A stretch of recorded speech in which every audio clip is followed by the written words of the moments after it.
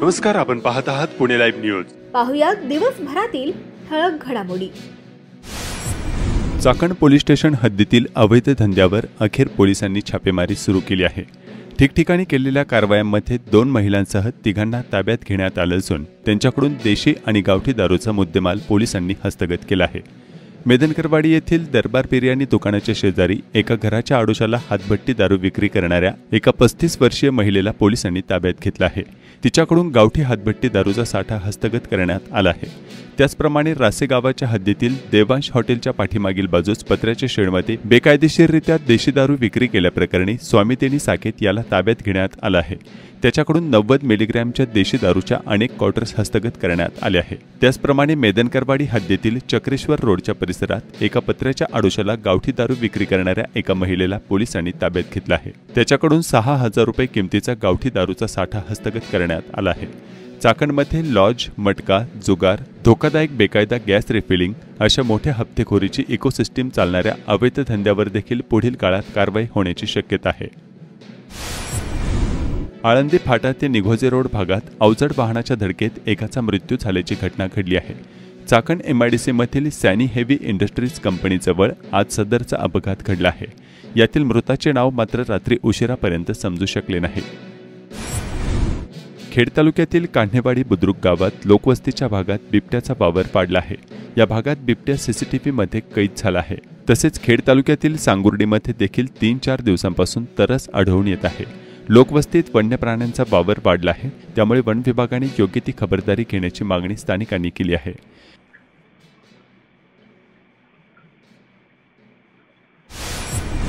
खेड तालुक्यातील चाकण आणि महाळुंगे औद्योगिक परिसरात अवैध धंद्यांची हप्ते वसुलीची मोठी यंत्रणा कार्यरत आहे. या परिसरात अवैध दारू विक्री, मटका, जुगार, लॉजिंग आणि गॅस रिफिलिंग सारखे बेकायदा धंदे परवाने मिळाल्यासारखे राजरोसपणे चालत आहेत. या धंद्यांमागे प्रशासनाच्या मूकसंमतीने मोठी हप्ते यंत्रणा कार्यरत आहे, ज्यामध्ये काही राजकीय पदाधिकारी आणि त्यांचे कार्यकर्ते आणि कथित सामाजिक कार्यकर्ते सहभागी आहेत. याबाबत आमदार बाबाजी काळे यांनी विधानसभेत भाष्य केल्यानं हा विषय समोर आला आहे. अधिवेशनात हा विषय आल्यानंतर पोलिसांनी ठिकठिकाणी कारवाया करण्यास सुरुवात केली आहे.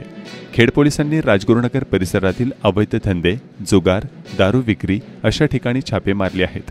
चाकण व महाळुंगे हद्दीत देखील कारवाया करण्यात येत आहेत. खेड तालुक्यातील पोलीस विभागाचे अवैध धंद्यावरील सुटलेले नियंत्रण, कायदा व सुव्यवस्था प्रश्न, पोलीस अधिकारी यांची हप्तेखोरी, कंपन्यांच्या सांगण्यावरून दमबाजीचे प्रकार, अनधिकृत प्लॉटिंग यात असलेली भागीदारी, स्थानिक युवकांना रोजगार आणि कामे न देणे, अधिकारी वर्गाच्या गैरमार्गाने घेतलेल्या मालमत्ता अशा बाबी वस्तुस्थितीसह विधानसभा अधिवेशनात आमदार बाबाजी काळे यांनी मागील आठवड्यात उपस्थित केल्या होत्या.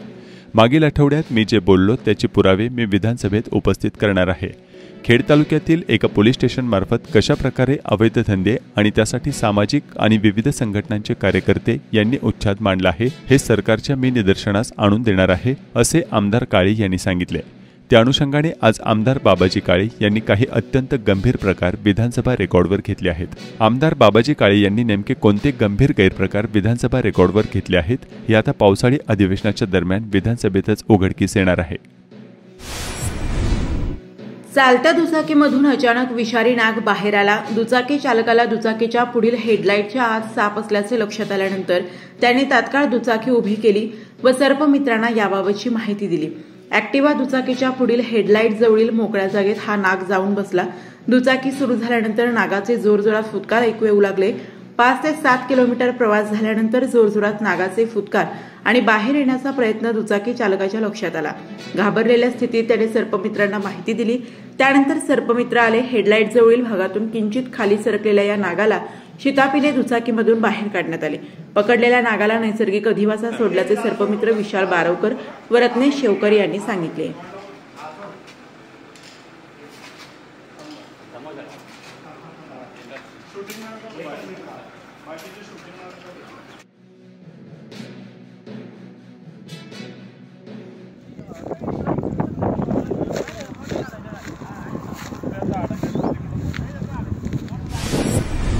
आळंदी ग्रामीण हद्दीत बिबट्याचा वावर वारंवार आढळून येत आहे. सरोली खुर्द आळंदी रस्ता येथील स्वामी समर्थ मंदिर परिसराच्या मागील बाजूस तसेच इंद्रायणी नदीच्या जवळील परिसरात थोरवे यांच्या उसाच्या शेतात व परिसरात स्थानिक नागरिकांना बिबट्या वारंवार दर्शन देत आहे। खेड तालुक्यातील बुरसेवाडी गावात लोकवस्तीत असलेल्या धोकादायक स्थितीत असलेल्या विजेच्या खांबाचे वृत्त प्रसारित करण्यात आले होते। या वृत्ताची दखल घेत महावितरण कंपनीकडून तो धोकादायक खांब हटवून नवीन विद्युत खांब बसवला असल्याची माहिती स्थानिकांनी याबाबतचे व्हिडिओ पाठवून कळवले आहे।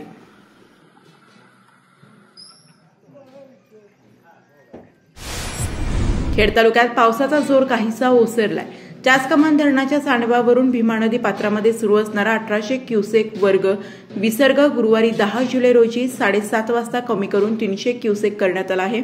तसेच अतिवाहीद्वारे 400 क्युसेक असा एकूण 700 क्युसेक विसर्ग नदीपात्रात मध्ये सुरू असेल। आवश्यकतेनुसार बदल संभवू शकतो असे चासकमान पाटबंधारे विभाग पुणे यांच्याकडून कळवण्यात आले आहे। चाकणमधील वाहतूक कोंडी, रस्त्यांची दयनीय अवस्था यामुळे नागरिकांना या भागातून प्रवास करणे म्हणजे अक्षरशः शिक्षा वाटत आहे। पुणे नाशिक महामार्ग हा औद्योगिक, व्यापारी आणि प्रवासी वाहतुकीच्या दृष्टिकोनातून अत्यंत महत्त्वाचा आहे। सध्या या मार्गावर प्रचंड वाहतूक कोंडी आणि अपघातांचं प्रमाण वाढलंय। वेळेचा इंधनाचा फटका बसत असून वाहतूक या भागात मंदावली आहे। वाहन चालकांबरोबरच स्थानिक नागरिक, उद्योग, व्यावसायिक, शेतकऱ्यांना याचा मोठा फटका बसतोय। नाशिक फाटा ते चांडोली दरम्यान औद्योगिक रहदारी प्रचंड आहे। याची संपूर्ण कल्पना असताना या भागातील उद्योग, कामगार, नागरिक कोंडीनं कसे हैराण होतील हा शासकीय अजेंडा असल्याचा या भागातील नागरिकांचा पक्का समज झालाय। पुणे नाशिक महामार्ग आणि तळेगाव चाकण शिक्रापूर या रस्त्यांचा पर्यायी मार्ग नसल्यानं इच्छेविरुद्ध याच रस्त्यांनी प्रवास करावा लागतोय। महाराष्ट्र राज्य पायाभूत सुविधा विकास महामंडळातर्फे म्हणजेच MSRDC मार्फत तळेगाव चाकण आणि चाकण शिक्रापूर या रस्त्यांच्या रुंदीकरणासाठी सुमारे 3123 कोटी रुपयांची निविदा प्रसिद्ध केली आहे।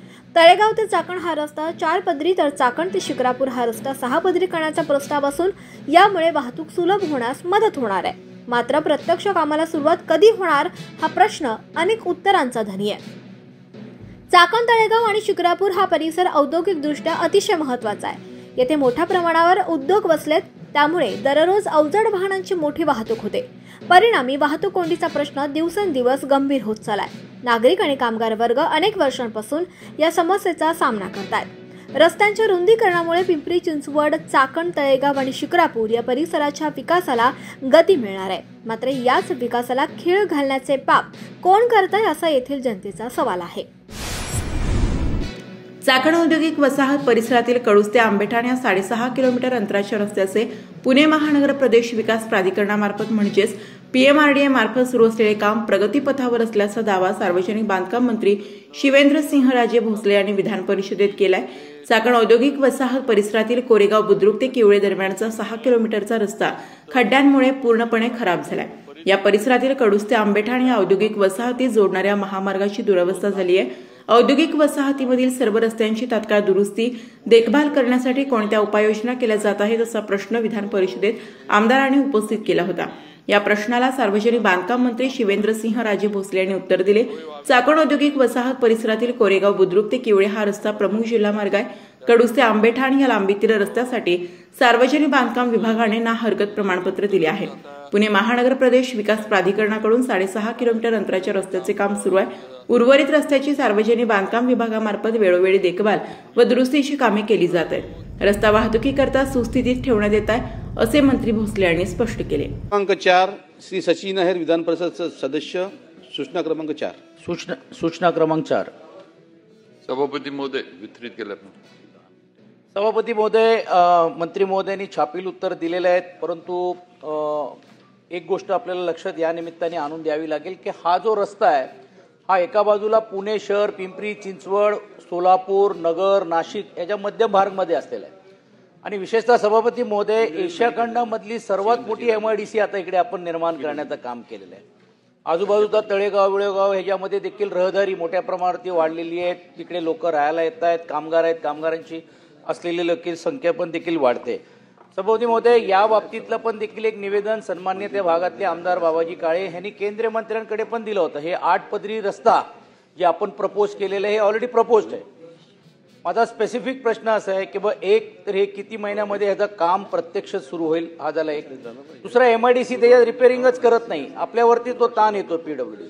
जर तुम्ही बघितलं असेल, मोठे ट्रॉलर असतील, कंटेनर असतील, त्या इंडस्ट्रीला लागत आहेत, तिकडे त्यांना काही तेथील सहभाग नाहीये। त्यांना आपण सूचना देणार आहात का, व त्यांच्या व्यतिरिक्त असलेली जी रहदारी, कारण शेवटी गाड्या त्यांच्यासाठीच मोठ्या प्रमाणावर देत आहेत. आणि तिसरी महत्त्वाची गोष्ट आहे की आपण काहीतरी उपाययोजना करावी लागणार ना, कारण 65,000ची असलेली संख्या तिकडे रहदारी आहे, रस्ते आपण एवढे छोटे आहेत, ट्रॅफिकची व्यवस्था किंवा काय नाही, लोकांचे हाल होत आहेत, आंदोलनं झाली, उपोषणला लोक बसले, त्या रामदास आबा आणि अशोक केडेकर म्हणून तिकडे रास्ता रोको विको करण्याचे असे आंदोलन झाले. म्हणून या तिन्ही प्रश्नाच्या बाबतीत मंत्री महोदय की आपण याच्यात काय न्याय देणार आहात का? सभापती महोदय, सन्मान्य सचिन अहिरांनी जी 93च्या निमित्तानं सूचना मांडली आहे, त्यांनी जे सांगितलं ती सभापती महोदय वस्तुस्थिती आहे. पुणे नाशिक राष्ट्रीय महामार्ग क्रमांक 60 आणि तर ज्याचा उल्लेख यांनी केला सचिन भाऊंनी, या राष्ट्रीय महामार्गावर सभापती महोदय 1,05,000 PCU इतकी वाहतुकीची वर्दळ आहे. तसेच तळेगाव चाकण जो यालाच क्रॉस होतो त्याच्यावर सुद्धा म्हणजे तळेगाव चाकण राष्ट्रीय महामार्ग 548D ह्याच्यावर सुद्धा 65,000 PCUची वाहतूक किंवा वर्दळ वाहनांची आहे. आज पुणे नाशिक राष्ट्रीय महामार्ग जे आहे हे काम नॅशनल हायवे ऑथॉरिटीकडं हा रस्ता आहे त्यांच्याकडे हे काम वर्ग किंवा रस्ता वर्ग झालाय. यामध्ये सभापती महोदय 8 लेन एलिव्हेटेड कॉरिडॉर वाहतूक सुरळीत ठेवण्याच्या दृष्टीनं हा मंजूर आहे. यामध्ये 30 किलोमीटर लांबीचा हा प्रकल्प केंद्र सरकारच्या माध्यमातून हाती घेण्यात आलाय आणि साधारण 7,000 कोटीचं हे सगळं काम हे या ठिकाणी होणार आहे. हा प्रयत्न एवढ्यासाठीच चाललाय की पुणे, चाकण, शिक्रापूर या ठिकाणी MIDC मुळे किंवा तिथं लोकवस्ती जी वाढली त्यामुळे बरीच म्हणजे ट्रॅफिक जॅम्स फार मोठ्या प्रमाणावर होतात. 2-2 तास गाड्या किंवा लोक अडकून पडतात, ही वस्तुस्थिती आहे. त्यामुळे यातनं हे जे आहे ते म्हणजे स्थानिकांची, कारखानदारांची, कामगारांची, सगळ्यांचीच हे सोय व्हावी किंवा याच्यातनं त्यामुळं हा प्रकल्प आपण हे केलाय. त्याचबरोबर या कामाचं लवकरच आता निविदा प्रक्रियेच्या याच्यामध्ये हे आहे, लवकरच हे काम ह्याचं म्हणजे सुरुवात सुद्धा कार्यारंभ सुद्धा ह्याचा होईल. दुसरा जो चाकण जो या रस्त्याला जो रोड क्रॉस होतो तो म्हणजे आपला सभापती महोदय तळेगाव चाकण शिक्रापूर हा रस्ता याच रोडला नाशिक खेड रोडला क्रॉस होतो. तर या ठिकाणी पण नुकतंच मुख्यमंत्र्यांच्या आणि आपल्या राज्य सरकारच्या माध्यमातून BOT बेसिसवर आपण एक नवीन काम याच्यामध्ये मंजूर केलंय. त्यामध्ये तळेगाव ते चाकण लांबीमध्ये 4 पदरी उन्नत मार्ग व जमिनीस परत 4 पदरी रस्ता करणे असं त्यात प्रस्ताव हे केलंय. त्याचबरोबर चाकण ते शिक्रापूर याच्यामध्ये सुद्धा जमिनीस 6 पदरी रस्ता हा त्याच्यामध्ये प्रस्तावित केलाय. साधारण हे काम 3,900 कोटीचं काम हे शासनाच्या माध्यमातून आज मान्यता ज्याला कॅबिनेटनं दिली त्याचं DPR वगैरे करायचं आता सुरू आहे आणि लवकरच त्याची निविदा प्रक्रिया पण होईल. त्याचबरोबर ज्याचा उल्लेख प्रश्नामध्ये आपल्या सूचनेमध्ये सचिन भाऊंनी केला की काही जुने त्या ठिकाणी व्हेकल अंडरपास होते त्यामुळं त्याचं डिझाईन चुकलं होतं असं त्यांनी सांगितलं. तर एकदा या हायवेचं NHIचं काम सभापती महोदय सुरू झाल्यावर हे सगळे जे अंडरपास आहेत हे डेमॉलिश होणार आहेत. त्यामुळे ते काय राहणार नाहीये. त्यामुळे ते आपोआपच डेमॉलिश होणार आहेत आणि नवीन होणाऱ्या ह्याला सर्व्हिस रोड त्याला लागणारे जे काही हे ते सगळं या नवीन प्रकल्पामध्ये म्हणजे अखत्यारीत किंवा आधारभूत आहे धरलेलं आहे. त्यामुळं आपण जी MIDC मुळे जे आज हे होते कारण शेवटी MIDC वाढली पाहिजे, तिथल्या कारखानदारांना किंवा ट्रेलर्स येतात मोठे जे काय त्यांना तिथं सुस्थितीत ते केले पाहिजेत. त्यामुळं 100% आपल्या ह्याच्याशी आम्ही पण शासन पण सहमत आहे आणि लवकरच त्याचा जो आहे तो निर्णय केला जाईल. त्याचबरोबर MIDCचा जो आपण उल्लेख केला, मंत्री महोदय इथंच आहेत, त्यांच्याशी पण आम्ही बैठक करून या रस्त्याला तोपर्यंत मेंटेन करण्यासाठी सार्वजनिक बांधकाम विभाग, NHI आणि MIDC तिघांचं मिळून म्हणजे एकत्र कोऑर्डिनेशन ठेवून योग्य त्याच्यावर जे काय आहे ते केलं. प्रमाणे मी सरकारचं स्वागत करतो की आपण हे प्रस्तावित केलेलं आहे. योगायोगाने उद्योगमंत्री पण आहेत. आम्ही पण ज्यावेळी असताना त्यावेळी काही भाग आणि काही हिस्सा हा MIDCने केलं पाहिजे, अशाने कॉन्ट्रीब्यूट केलं पाहिजे असाही निर्णय झाला होता. पण कालांतरात तो निर्णय झाला नाही. सभापतीमध्ये इंडस्ट्री अजून यायला तयार आहेत. नवीन जे एक्सपान्शन टप्पा 1, 2, 3 होतोय, पण आता इंडस्ट्रीज लोकांमध्ये पण हे झालेलं आहे की बाबा इकडे जर 2-2, 3-3, 4-4 तास जर गाडी आणि वाहतूक यायला जर होत असेल, त्यामुळे इकडचे लॉजिस्टिक्स पार्क्स आता हे पूर्ण नाशिक किंवा इतर एरियामध्ये चाललेले आहे. म्हणून माझं स्पेसिफिक म्हणण्याचं म्हणजे हे जेव्हा होईल तेव्हा होईल. आता अर्जन्सी अशी आहे की रोज तिकडे आंदोलन होत आहे, रोज लोकांचे हाल होत आहेत. 2 मंत्री महोदयांनी मान्य केलेले. माझी विनंती आहे की उद्योगमंत्री पण योगायोगाने इकडे आहेत, आपण पण आहात, संबंधित तिकडचे लोकप्रतिनिधी घेऊन, आयुक्तांना घेऊन एक बैठक जर तिकडे ज्यावेळी तुम्हाला वेळ मिळेल, मी काय लगेच मी उद्या किंवा ह्याच्यात किंवा असं नाही, पण त्याची एक संयुक्त बैठक झाली तर मोठ्या प्रमाणावरती सभापती महोदय 6 जिल्ह्याच्या लोकांना न्याय मिळेल अशी माझी विनंती आपल्या सभापती महोदय. जे बैठकीची सूचना सचिन आहिरने केली ती बैठक लवकरात लवकर लावली जाईल आणि त्यासाठी ज्याचं आहे की तिन्ही डिपार्टमेंटचं आहे, कारण NHI कडं हा प्रकल्प आहे, त्यामुळे NHचे अधिकारी पण त्याला आम्ही बोलवू आणि त्याला लागणारे जे काही ट्रॅफिक वॉर्डन्स वगैरे जे काही नेमायला लागतील मग ते तिन्हींचं कोऑर्डिनेशन ठेवून त्याचे जे आहे आणि बैठक पण लवकरात लवकर लावली. 90 दिवसांच्या राष्ट्रीय मध्यस्थी मोहिमेस प्रारंभ झालाय. राष्ट्रासाठी मध्यस्थी ही 90 दिवसांची राष्ट्रीय मध्यस्थी मोहीम 1 जुलै ते 30 सप्टेंबर 2025 या कालावधीत खेड, राजगुरुनगर जिल्हा व अतिरिक्त सत्र न्यायालयात राबवण्यात येत आहे. या मोहिमेचा उद्देश प्रलंबित योग्य प्रकरणाचे सामोपचाराद्वारे जलद आणि समाधानकारक निपटारा करणे हा आहे. राष्ट्रीय मध्यस्थी मोहिमेत कौटुंबिक वाद, घटस्फोट, पालकत्व हक्क, मेंटेनन्स, अपघात दावा प्रकरणे, घरगुती हिंसाचार प्रकरणे, चेक बाउन्स, कलम 138, बँकिंग, फायनान्स, विमा संबंधी वाद, व्यावसायिक सेवाविषयक प्रकरणे, ग्राहक तक्रारी, कर्ज वसुली, लघु फौजदारी स्वरूपाची प्रकरणे, मालमत्ता विभागणी, बेदखली, जमीन अधिग्रहण, इतर पात्र दिवाणी प्रकरणे ठेवण्यात येणार आहेत. खेड तालुक्यातील वडगाव पाटोळे येथे स्वच्छ भारत मिशन अंतर्गत सांडपाणी व्यवस्थापन या 7.5 लाख रुपये खर्चाच्या कामाचा शुभारंभ करण्यात आला. यावेळी सरपंच, उपसरपंच सदस्य उपस्थित होते. खेड तालुक्यात ठिकठिकाणी गुरुपौर्णिमा उत्सव साजरा करण्यात आला. खेड तालुक्यातील सर्वच दत्त मंदिरात विविध धार्मिक कार्यक्रमांचे व महाप्रसादाचे आयोजन करण्यात आले होते. विविध प्रशालांमध्ये देखील गुरुपौर्णिमा उत्साहात साजरी करण्यात आली. याच कार्यक्रमांवर थोडक्यात नजर टाकूया.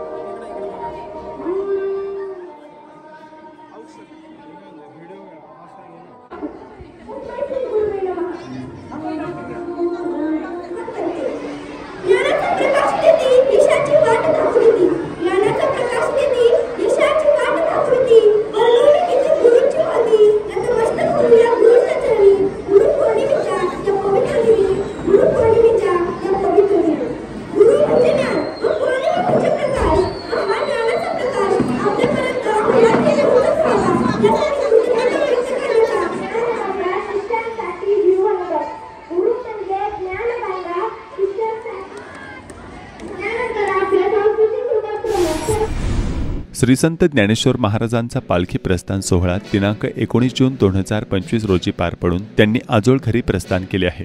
दिनांक 20 जून रोजी संतश्रेष्ठ ज्ञानेश्वर महाराज आषाढी वारी पालखी सोहळा पंढरपूरकडे मार्गस्थ झाला होता. त्यानंतर दिनांक 5 जुलै रोजी पालखी पंढरपूर येथे दाखल झाल्या. दिनांक 6 जुलै रोजी देवशयनी आषाढी एकादशी सोहळा झाला. दिनांक 9 जुलैपर्यंत श्रींचा मुक्काम पंढरपूर येथे होता. गुरुवारी दिनांक 10 जुलै रोजी माऊलींचे चंद्रभागा स्नान झाले. श्रीकृष्ण नगरीत म्हणजेच गोपाळपुरात काल्याचा उत्सव पार पडला. तसेच आषाढी पौर्णिमेला संत व देवभेटीचा सोहळा पार पडला। तदनंतर आज संतश्रेष्ठ ज्ञानेश्वर महाराज पालखीच्या सोहळ्याला परतीचा प्रवास सुरू झाला आहे। पालखी सोहळा आज आळंदीच्या दिशेने मार्गस्थ झाला असून वाखरी येथे आज रात्री पालखी सोहळ्याचा मुक्काम असेल। पालखी सोहळ्याचा परतीचा प्रवास पुढील प्रमाणे असणार आहे। दिनांक 10 जुलै रोजी वाखरी मुक्कामी, दिनांक 11 जुलै रोजी वेळापूर, दिनांक 12 जुलै रोजी नातेपुते, दिनांक 13 जुलै रोजी फलटण, दिनांक 14 जुलै रोजी पाडेगाव, दिनांक 15 जुलै रोजी वाल्हे, दिनांक 16 जुलै रोजी सासवड, दिनांक 17 जुलै रोजी हडपसर, दिनांक 18 आणि 19 जुलै रोजी पुणे आणि दिनांक 20 जुलै रोजी आळंदीमध्ये पालखी सोहळा पोहोचणार आहे। चाकण नागरी सहकारी पतसंस्था मर्यादित यांच्या वतीने दरवर्षीप्रमाणे यावर्षी देखील क्रांतिज्योती सावित्रीबाई फुले दत्तक पालक योजनेमार्फत विद्यार्थ्यांना शालेय शैक्षणिक साहित्य वाटप गुरुवारी दिनांक 10 जुलै रोजी करण्यात आले। यावेळी खेडचे आमदार बाबाजी काळे यांच्या पत्नी वैशाली बाबाजी काळे, स्वर्गीय माजी आमदार सुरेश भाऊ गोरे यांच्या पत्नी मनीषा सुरेश भाऊ गोरे यांच्यासह महिला पदाधिकारी व संस्थेचे अध्यक्ष, उपाध्यक्ष व संचालक आणि चाकणकर नागरिक व विद्यार्थी मोठ्या संख्येने उपस्थित होते। आयोजकांनी याबाबत काय सांगितले जाणून घेऊयात। चाकण नागरी सहकारी पतसंस्थेच्या माध्यमातून क्रांतिज्योती सावित्रीबाई फुले कन्या दत्तक पालक योजना हा कार्यक्रम आज चाकण मीरा मंगल कार्यालयामध्ये संपन्न झाला। 1991 सालापासून सुरू झालेला हा कार्यक्रम आणि केवळ 5 विद्यार्थ्यांपासून सुरू झालेला हा उपक्रम आज 280 विद्यार्थी प्रतिवर्षी या विद्यार्थ्यांना आपण शालेय साहित्याचं वाटप करत असतो। संस्थेचे संस्थापक कैलासवासी गुलाबशेठ गोरे आणि त्यांचे सर्व संचालक, त्यांचे सर्व सहकारी यांनी हा उपक्रम 1991 साली सुरू केला आणि तो आजपर्यंत अतिशय चांगल्या पद्धतीने आपण राबवत आहोत। मागील काळामध्ये स्वर्गीय आमदार सुरेशभाऊ गोरे यांनी खऱ्या अर्थानं संस्थेला मार्गदर्शन केलं, संस्था नावारूपास आणली आणि त्यांच्याच मार्गदर्शनाखाली आम्ही सर्व संचालक आणि सर्व सभासद या संस्थेची वाटचाल करत आहोत आणि पुढील काळामध्येही हा उपक्रम अधिक वृद्धिंगत करण्याचा आमचा मानस आहे। यासाठी या कार्यक्रमासाठी होणारा खर्च हा या क्रांतिज्योती सावित्रीबाई फुले कन्या दत्तक योजना या योजनेतून जे जे ठेवीदार देणगीदार त्या ठिकाणी ठेवी देतात त्यांच्या माध्यमातून आणि त्याचप्रमाणे नफा-तोटा पत्रकामध्ये, अंदाजपत्रकामध्ये नफ्यातून तरतूद करून राहिलेला खर्च हा त्या ठिकाणी आयोजित केला जातो आणि म्हणून हा सर्व उपक्रम करत असताना मी या निमित्तानं सर्व सभासदांना, देणगीदारांना, हितचिंतकांना आवाहन करतो की आपण सर्वांनी या उपक्रमामध्ये जास्तीत जास्त प्रतिसाद द्यावा आणि पुढच्या काळामध्ये अधिक चांगल्या पद्धतीने आपल्याला हा कार्यक्रम घेता येईल अशा प्रकारची आशा व्यक्त करतो आणि आज गुरुपौर्णिमेच्या सर्वांना मनापासून शुभेच्छा देण्यासाठी धन्यवाद। आज मीरा मंगल कार्यालयामध्ये चाकण नागरी सहकारी पतसंस्थेच्या वतीने समाजातील गोरगरीब, अनाथ आणि हुशार असलेल्या गरीब मुलींना, गरजू मुलींना क्रांतिज्योती सावित्रीबाई फुले कन्या दत्तक पालक योजनेच्या मार्फत शालेय साहित्य वाटपाचा कार्यक्रम आज संपन्न झालेला आहे। या कार्यक्रमासाठी अध्यक्ष म्हणून आपल्या तालुक्याचे विद्यमान आमदार आदरणीय बाबाशेठ काळे यांच्या सौभाग्यवती वैशालीताई बाबाशेठ काळे, माजी सरपंच पाडळी काळेचीवाडी आणि ही संस्था चाकण नागरी पतसंस्था ज्यांच्या मार्गदर्शनावरती चालते ते तालुक्याचे शिवसेनेचे प्रथम आमदार स्वर्गीय सुरेश भाऊ गोरे यांच्या सुविद्य पत्नी श्रीमती मनीषाताई सुरेश भाऊ गोरे यांच्या शुभ हस्ते आजच्या या कार्यक्रम पार पडलेला आहे। आज जवळजवळ 282 गरजू विद्यार्थिनींना चाकण नगर परिषद हद्द जिल्हा परिषदच्या अंतर्गत येणाऱ्या जवळजवळ 13 शाळांना आणि 282 गरजू विद्यार्थिनींना, हुशार विद्यार्थिनींना आज शालेय साहित्य वाटपाचा कार्यक्रम या ठिकाणी मीरा मंगल कार्यालयामध्ये संपन्न झालेला आहे। या कार्यक्रमासाठी आमचे सर्व संचालक मंडळ आणि सर्व सभासद, देणगीदार, वर्गणीदार, हितचिंतक, आमचे मार्गदर्शक आणि सर्व विद्यार्थी तसेच त्या 13 शाळांचे सर्व शिक्षक वर्ग या ठिकाणी उपस्थित होते। यांचे सर्वांचे या उपस्थितीबद्दल मी मनापासून आभार व्यक्त करतो आणि आज एक वेगळी थीम घेऊन आम्ही तो कार्यक्रम केला की चेअरमन कोणी असू द्यात किंवा व्हाईस चेअरमन कोणी असू द्यात, परंतु ज्या आमच्या महिला डायरेक्टर या ठिकाणी आहेत, महिला संचालिका आहेत, त्यांच्याच संपूर्णतः अध्यक्षतेखाली त्यांच्याच वतीने निमंत्रक म्हणून आम्ही हा कार्यक्रम या ठिकाणी संपन्न केला आहे। मग त्यामध्ये साधनाताई गोरे आणि प्राजक्ताई गोरे यांनी विशेष असं योगदान या ठिकाणी दिलेलं आहे। म्हणजे या संपूर्ण कार्यक्रमाचं संपूर्ण नियोजन त्यांनी केलेलं आहे, त्यांनाही मी धन्यवाद या ठिकाणी व्यक्त करतो। आणि जे सर्व सभासद वर्गणीदार या ठिकाणी उपस्थित राहिले, या कार्यक्रमाची शोभा वाढवली, त्या सर्वांचं मनापासून या ठिकाणी आभार व्यक्त करतो। आणि सांगायला अतिशय आनंद वाटतो की गेली 34 वर्ष संस्था हा कार्यक्रम करते आणि हा 34 वर्ष कार्यक्रम करत असताना समाजामध्ये कोणाच्या घरामध्ये वाईट गोष्ट जरी घडली तरी उदाहरणार्थ दशक्रियेच्या निमित्तानं त्या आपल्या गेलेल्या व्यक्तीच्या स्मरणार्थ या योजनेसाठी क्रांतीज्योती सावित्रीबाई फुले कन्या दत्तक पालक योजना या योजनेसाठी लोक वर्गणी देतात, देणगी देतात। आनंदाच्या क्षणातही संस्थेला लोक विसरत नाहीत आणि त्यांच्या दुःखाच्या क्षणातही संस्थेला लोक विसरत नाहीत। म्हणून आम्ही साधारणपणे आता 68 ते 70 कोटीच्या ठेवीपर्यंत आम्ही पोहोचलेलो आहोत आणि 58 कोटींची आम्ही कर्ज वाटप केलेली आहेत। त्यामुळे आम्हीही सभासदांच्या सुखात आणि दुःखात कायम सहभागी होतो आणि मग सभासद संस्थेच्या कुठलाही उपक्रम असू द्या त्याच्यासाठी अशी चांगली अशी भरीव मदत सर्व सभासद करत असतात। म्हणून आज या कार्यक्रमाच्या निमित्त आज चाकण नागरी सहकारी पतसंस्था मर्यादित या संस्थेच्या वतीने क्रांतीज्योती सावित्रीबाई फुले कन्या दत्तक पालक योजनेमार्फत संस्थेच्या वतीने पुणे जिल्हा परिषदेच्या चाकण नगर परिषद कार्यक्षेत्रातील गरजू आणि हुशार असणाऱ्या विद्यार्थ्यांना इयत्ता 1ली ते 10वी मधील एकूण 280 मुलींना आपण शालेय साहित्य वाटप कार्यक्रम आयोजित केला। आज गुरुपौर्णिमा, त्यानिमित्ताने सद्गुरू दत्त महाराजांना अभिवादन करून आमचे मार्गदर्शक गुरुवर्य स्वर्गीय सुरेश भाऊ गोरे यांना विनम्र अभिवादन करून मी माझं मनोगत व्यक्त करते। धन्यवाद। आपण पाहत होतात पुणे लाईव्ह न्यूज। भेटूयात उद्याच्या बातमीपत्रात।